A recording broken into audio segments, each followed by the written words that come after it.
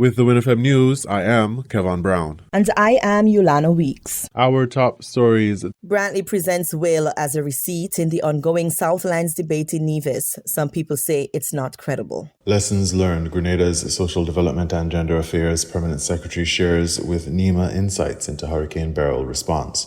2 Guyanese abducted by suspected Venezuelan gang. St. Lucia Education Minister notes increase in TVET applications. Internationally, massive Russian attack on Ukraine's Kyiv kills at least 18, wounds dozen. Now, the details.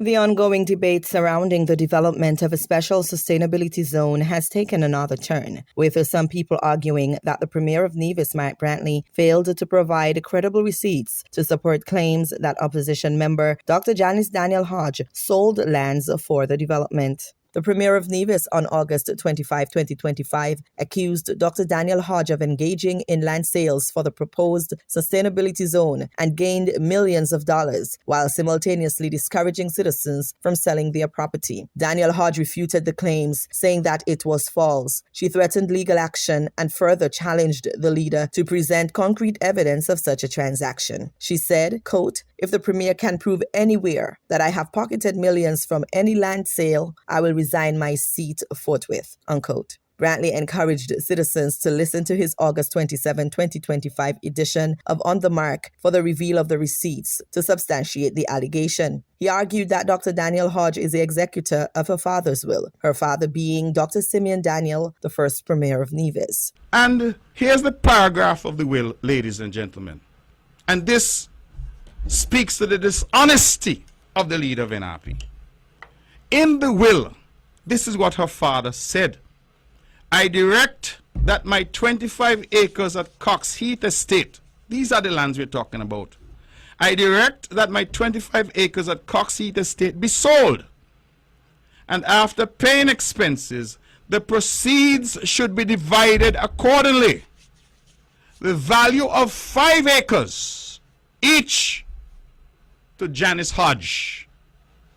I want to mention the other beneficiaries. They're not relevant to the discussion. So, this is the will, probated on the 12th of December 2012, which appoints Dr. Janice Daniel Hodge as executor of her father's estate, and then goes on to say, sell the land. But when the 25 acres is sold, 5 acres of that is for Dr. Janice Daniel Hodge. Now, how in good conscience could Dr. Hodge come to the people of Nevis to tell us that she has no land over there and she sold no land over there? And that is why in my speech I said that Dr. Janice Daniel Hodge pocketed money, because in her own statement she said that this agreement was entered into since last year. And she therefore knows that as the executor, she signed to sell the land and would have pocketed whatever money, whether she has been paid in piece or in full, whether she has had a deposit or the full price, it really does not matter. She has pocketed the money. In a statement on August 18, 2025, Dr. Daniel Hodge revealed that her father desired to have his lands in the South sold, and land sales were conducted in 2024, declaring, however, that when the approach was made, there was no reason for concern. For the record, my late father, Sir Simeon Daniel, owned land on the southern side of Nevis, and he gave clear instructions in his last will and testament that the land is to be sold. On that basis, when the executors of his estate were approached with a request to purchase that land last year, an agreement was negotiated to sell the land. Those were the wishes of my late father. As far as I can recall, there was nothing unusual or no reason to be concerned when the agreement was executed. Personally, I do not own any land on the south side of Nevis, and I am not selling any land on the south side of Nevis. Brantley failed to provide credible evidence that Dr. Janice Daniel Hodge benefited from land sales to the proposed sustainability zone development is the main feedback from the public. This left the Premier's claims hanging, with pressure mounting for clarity and openness in the discussion. Some requests and questions on the table are: let us see the signature on the land sale agreement. Let us see the document to prove the transaction was made. And if you, as Premier, were uncertain during the first 7 months of 2025 about a probable development of the southern coast, what do you have to prove that Daniel Hodge and the other executors knew of such a plan in 2024 when the land sale agreement was carried out? A few months ago, when owners of land in the southern coast of Nevis were being approached by 17 Degrees North to sell their lands, it raised an alarm. Some citizens called for transparency from the government, particularly Premier Brantley himself, about whether a major project was destined to get underway along the southern coast. They demanded his accountability to prevent speculation. At his press conference in February 2025, Brantley told a WINN FM reporter that investors were seeking to make significant investments on the island, but he did not have enough information to confirm any development in the south. So all I can say to you is this, that I'm aware that there are investors who are looking at significant investments on the island. As I've said, when I have information, as is my style and the way that I've tried to manage the affairs of Nevis, I will definitely come. You won't have to ask me, because I will come to you and give you that information. I have no information to report as yet, except that I am aware that various investors are looking at investing on the island of Nevis. If you're going to do, Ms. Weeks, property, hotel, resort development, you can't do it without land. You can build it in the sky, and build it in the sea. You have to land. The Four Seasons Resort, I don't think there's any sane division, or petition for that matter, who would argue that the Four Seasons Resort did not catapult Nevis in terms of its development, in terms of its economy. You have nearly 1,000 people working down there. That was 30-something years ago. Where they built it on? They built it in the air, in the sky. They had to acquire land. A back and forth between Brantley and Carlin Lawrence, a resident of Gingerland, at a town hall meeting in July 2025, continues to resonate with the people. Lawrence inquired about the Southland sales, sharing circulating speculations. If you're hearing that they're going to become something so private and so exclusive that perhaps, because as you say, it's rumor, perhaps I may not be able to go down there with my grandchild. I may not be able to fish. The boat may not be able to go out. That to me then falls on government to make sure it looks out for the people and let us know what's really going on in the area. Well, I think that's fair, but as you say, you started by saying rumor, and I would be a fool as Premier to sit up here and say I'm responding to every rumor. If I had to deal with every rumor that I hear every day, I would have no time to do the actual work for the people of Nevis. So if you have rumors or you're listening to rumors, I would suggest read the Bible instead. Maybe it's not a rumor. Because, I am saying that we as government have no knowledge of what you're speaking because no formal proposal has come to the government. I explained that.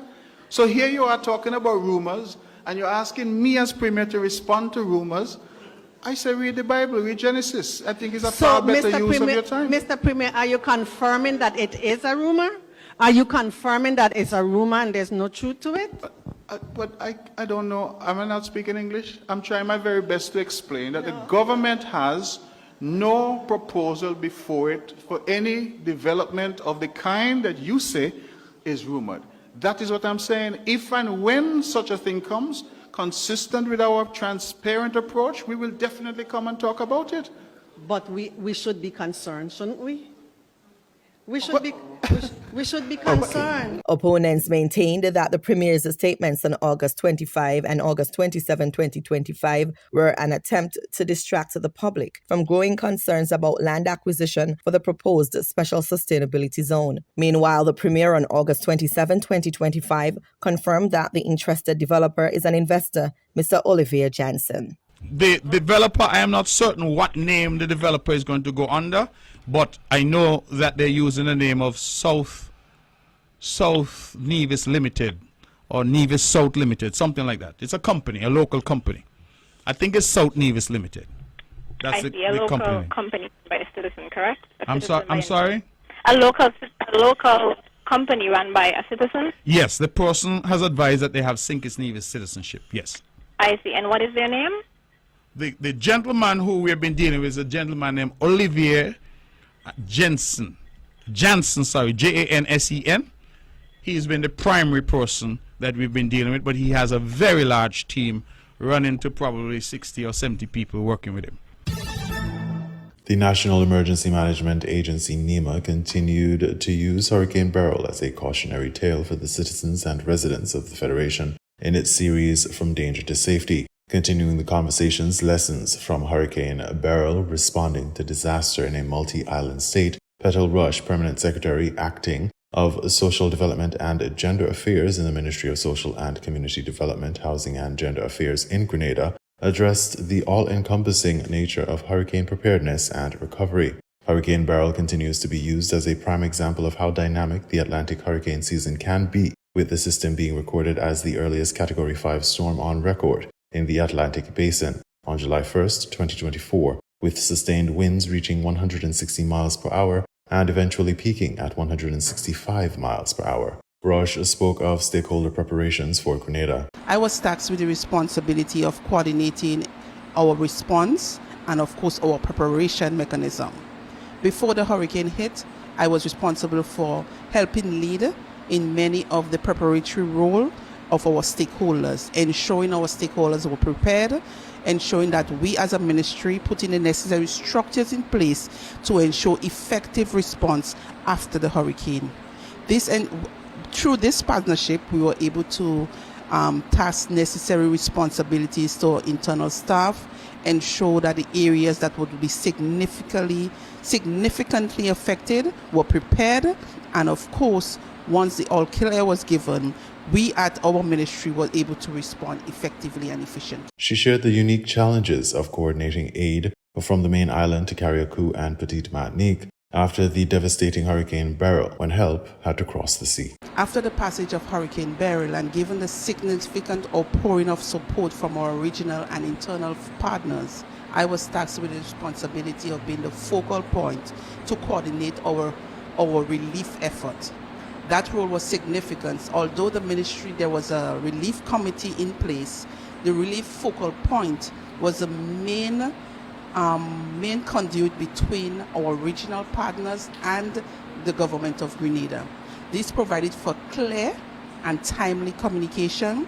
It also helped with our coordinating mechanism among our internal stakeholders. However, as part of that role, I was responsible for ensuring that whenever relief has been communicated in terms of transportation and, of course, entry into the state, I was tasked with the responsibility of coordinating with all the major stakeholders, namely airport, port, as well as customs, to ensure smooth and effective clearance for transition up to Carriacou and Petite Martinique.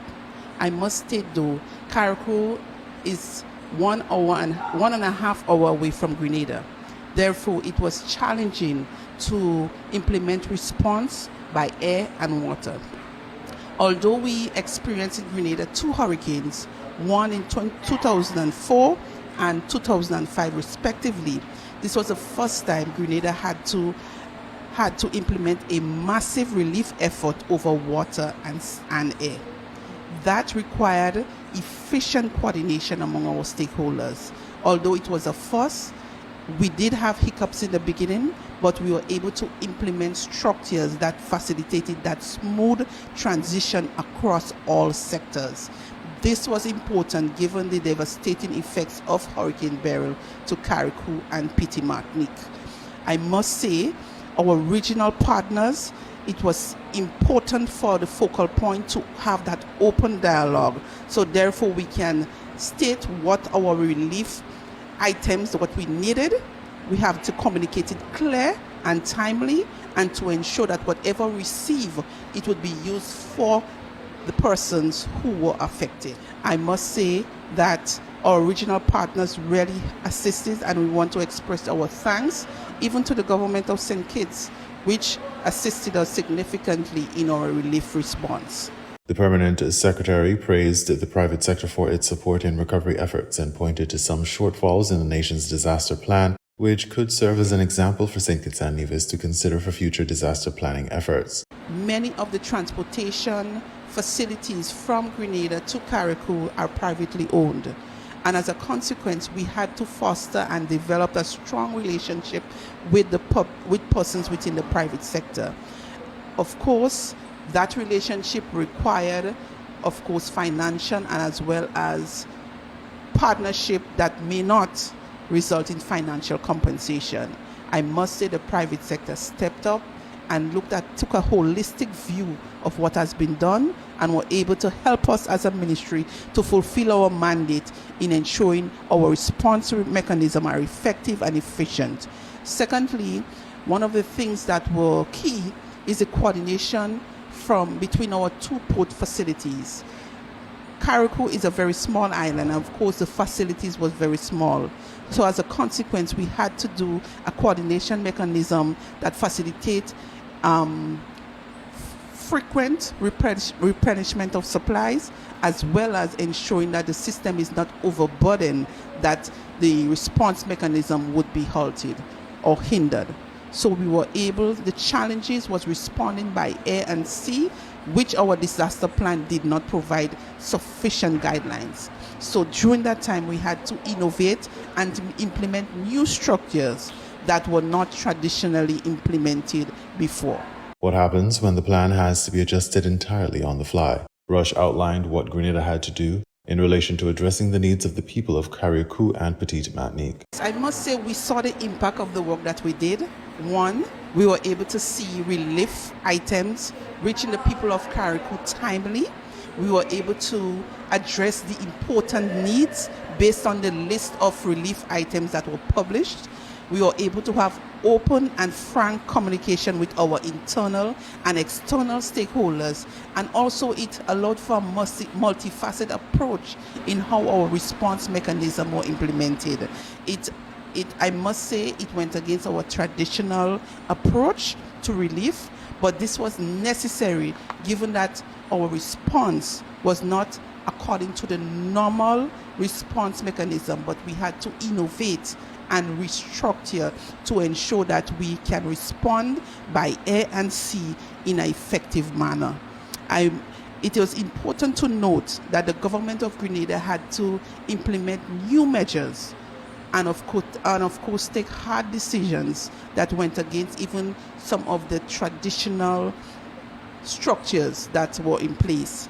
We had to build strong relationship with the private sector, as well ensure that the public sector internal structures supported and facilitated whatever effort the ministry did. Although the Ministry of National Security led the effort, the work of the various ministries, that of Works, Agriculture, was significant in responding to the needs of the persons of Carriacou. I must say, in disaster management, it is key to note that although you have a disaster plan, there are times where you have to divert to ensure the needs of the people are met and to ensure that you as an individual meet the necessary mandate has been given to you. Relief was not only categorized in one element, but we saw it across different sectors in different ways and different approaches.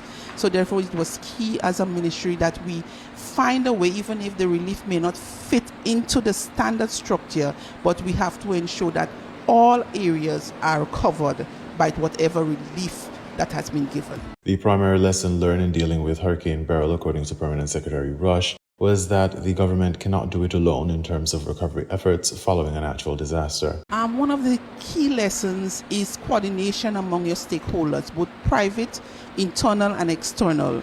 This is key. As a government, it is difficult to mount a response mechanism on your own. Different players must play their role to ensure that we meet the needs of persons. It had to be efficient and effective because persons were at a point where they needed the assistance, and we as a ministry had to ensure that those needs are being met. And of course, it's in many cases, it was life and death situation.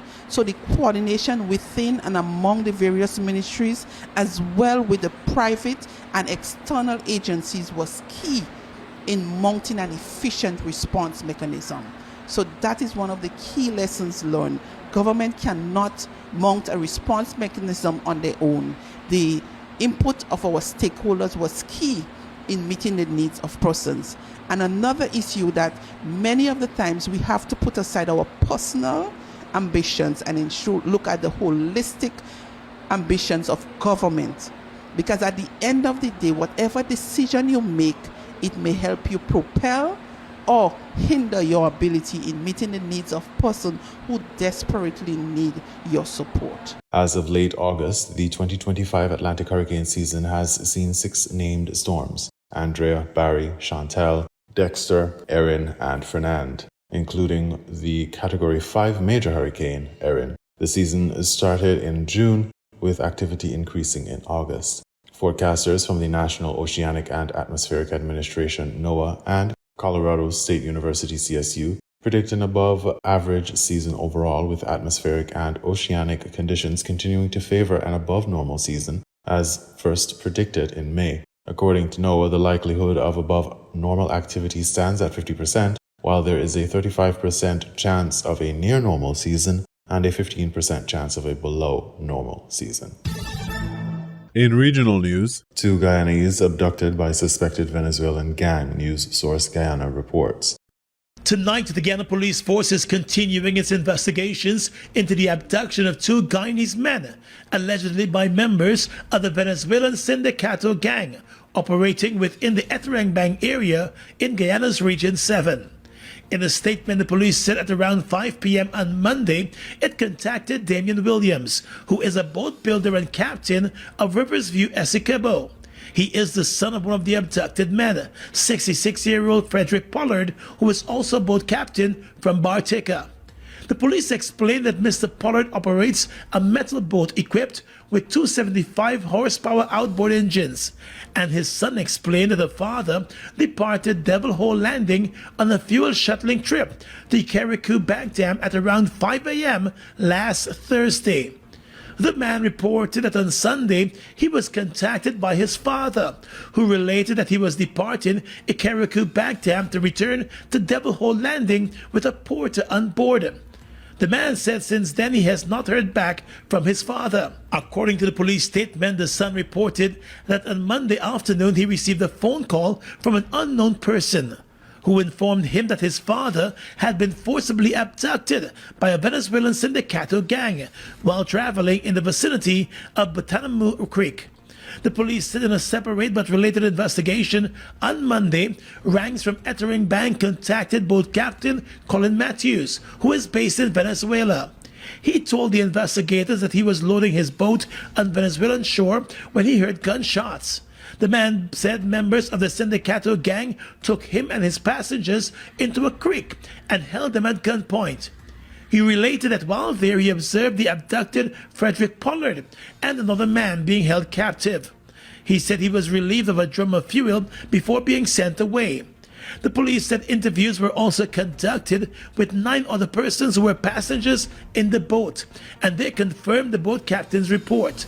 The investigations into the abduction are still ongoing. St. Lucia Education Minister notes increase in TVET applications. HTS News Force has that story. Minister Sean Edward, the Education and Vocational Training Minister, stated during a recent pre-cabinet media briefing that more parents are opting for technical and vocational education and training TVET programs instead of traditional high school education for their children. He explained that students can enroll in these vocational institutions at 2 entry points, Form 1 or as a Form 3 transfer. We are also seeing expressions of interest in the TVET schools and their programming.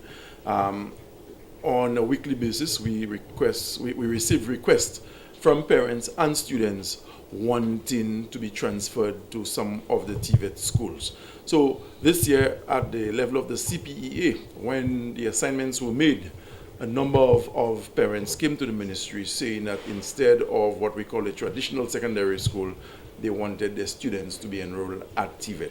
There are 2 entry points with the TVET schools. A child or a student enters at Form 1 level, or a child can be accepted at the Form 3 level.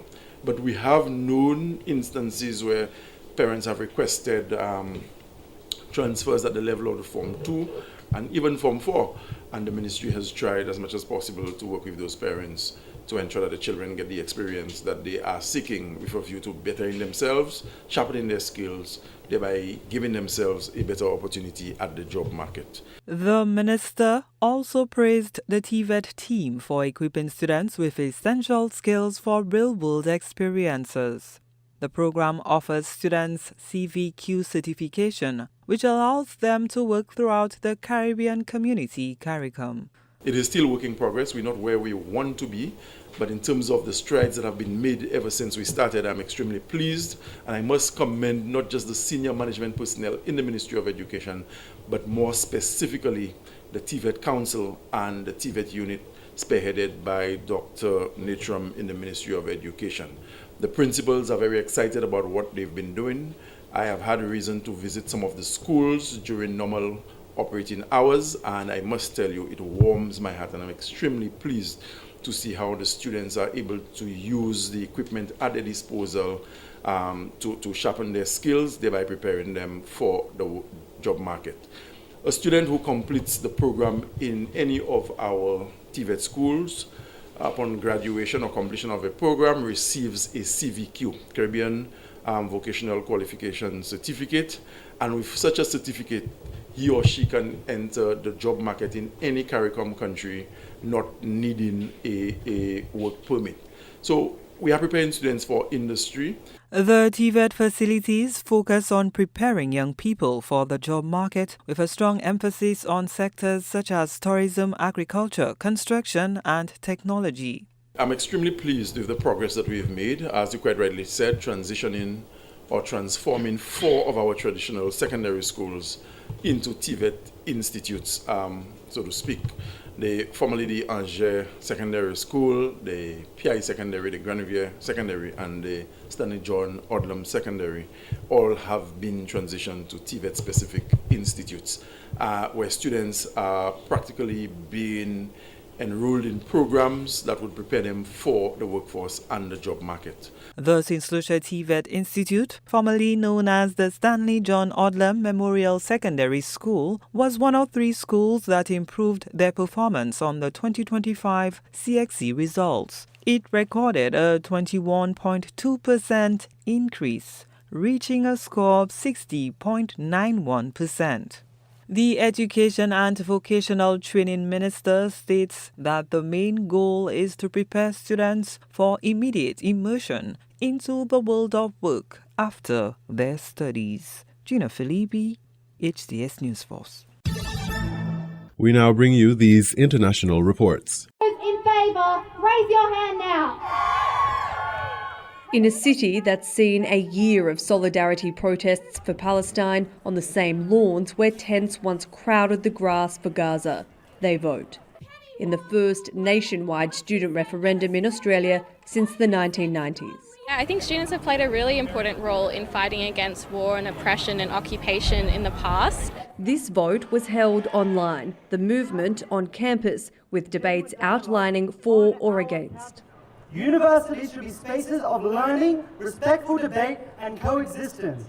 These motions undermine those values. Against a brutal occupation and genocide. The Australian Prime Minister has said the country does not supply weapons directly to Israel, but it does contribute parts for global defence projects, including the F-35 jet program used by Israel. In a statement to Al Jazeera, the University of Technology Sydney said partnerships they have with companies in the defence sector have a national focus and they support the right of students to protest. A movement that has been steady, relentless and now ranks among the longest running in the world, stretching close to 100 consecutive weeks. This month's march across the Sydney Harbour Bridge, a defining moment, where days later the Prime Minister announced it will recognise the State of Palestine at the United Nations General Assembly in September. We know that right now Palestinian statehood is not going to be enough to stop Israel bombing Gaza, is not going to be enough to stop the starvation. Decades ago, on this very lawn and across the country, students cast their vote to push universities to divest from apartheid South Africa, a movement that changed policies, inspired a global campaign, and now serves as a strong historical precedent to this referendum on Gaza. The results of the vote will be released next week. People of Gaza feel forgotten, or they felt forgotten, and now they're seeing the tides change. As ties between Israel and Australia fray at the top, students remind the country that power can rise from below and insist their vote here is as much a statement made in any parliament. Danielle Robertson, Al Jazeera, Sydney. This is not about fighting crime.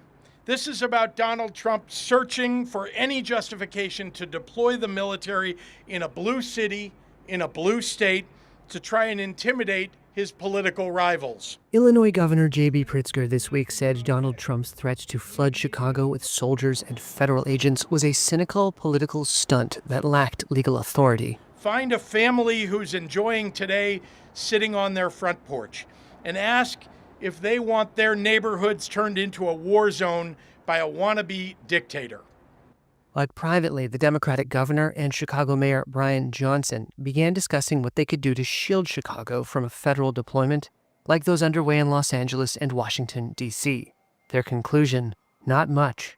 The state's Attorney General, Kwame Raoul, said on Monday he was developing a legal strategy if troops arrived. Immigrant advocates are stepping up legal training.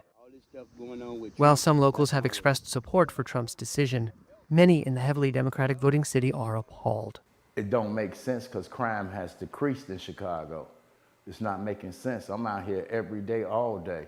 Greg Collins is an anti-violence activist and said he worried the presence of National Guard troops could escalate tensions and undermine efforts to build trust. Others, including Republican political activist Zoe Lee, brushed off the warnings. I don't want to hear about this man being racist. I don't want to hear about white supremacy. I don't want to hear that he's a dictator. I don't want to hear any of that. We need help.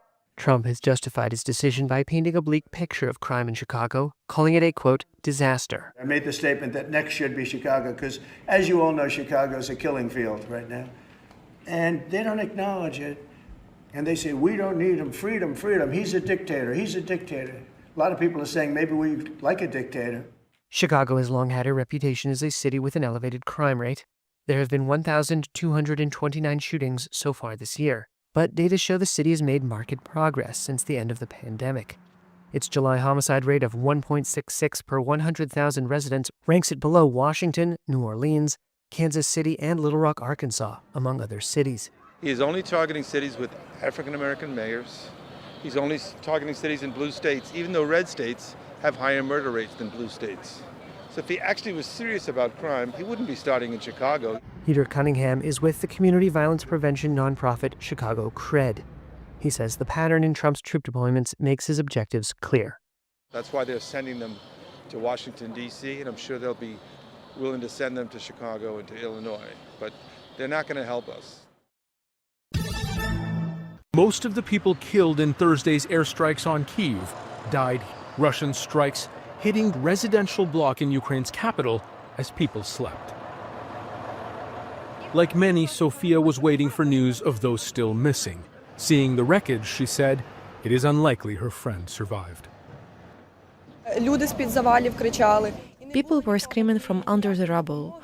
There was no one, no help, no ambulance. My father had to pull 3 people out, and then the ambulance arrived. Hundreds of drones and missiles, dozens of bomb sites across the city. A night of terror that began just after midnight and went on until dawn.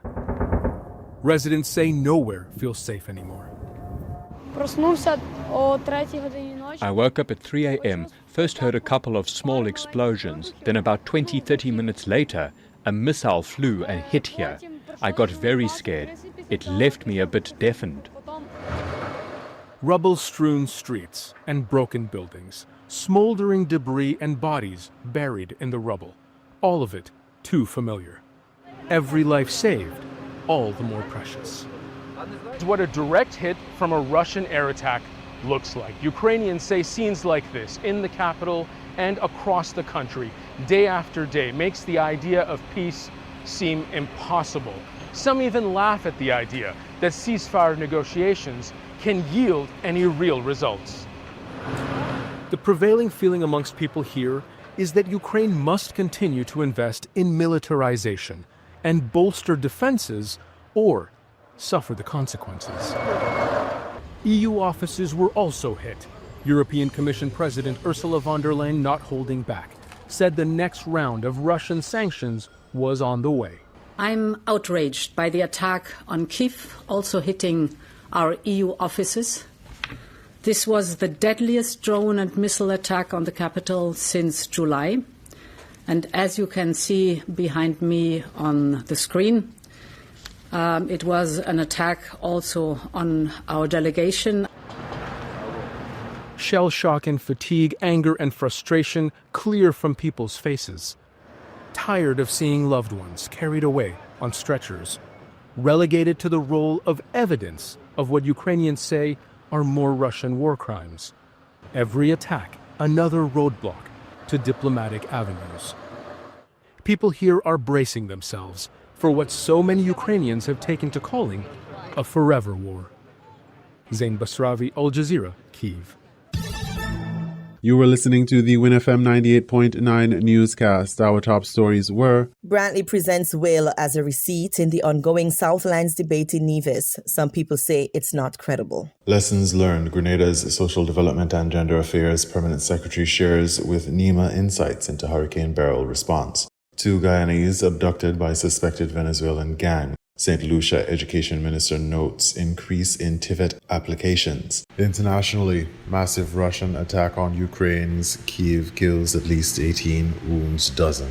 Thank you for listening.